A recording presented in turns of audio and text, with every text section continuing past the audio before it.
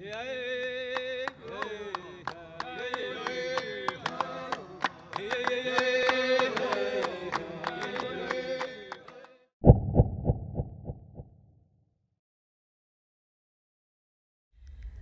galinha, o quiquambe e a raposa.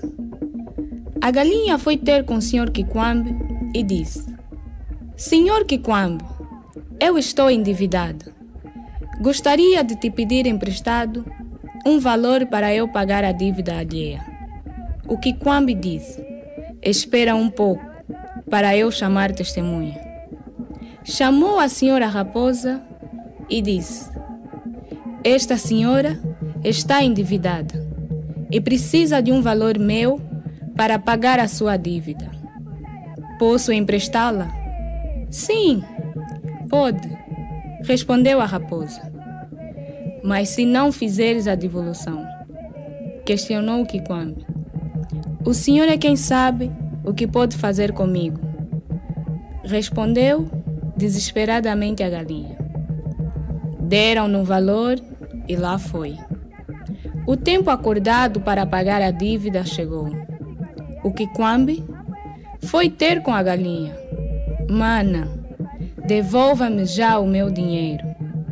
A galinha disse: Uou, neste momento ainda não tenho o teu valor.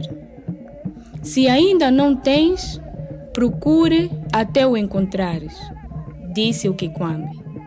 A galinha começou a procurar no chão o valor alheio. Dias depois, o Quiquambe foi novamente à casa da galinha e questionou: Ainda não encontrou o meu dinheiro? A galinha respondeu: Ainda não, senhor. O Quiquambe foi à casa da senhora raposa e perguntou: O que vamos fazer com a senhora que me deve?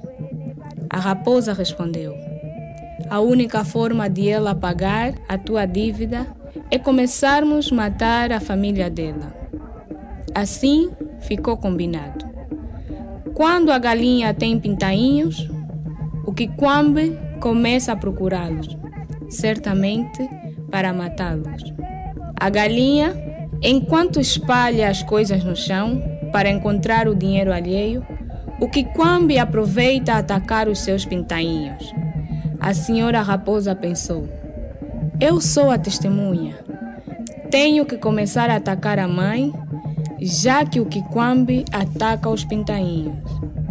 Essa é a razão que faz com que em cima está o Quiquambe e na terra a raposa, por causa da dívida.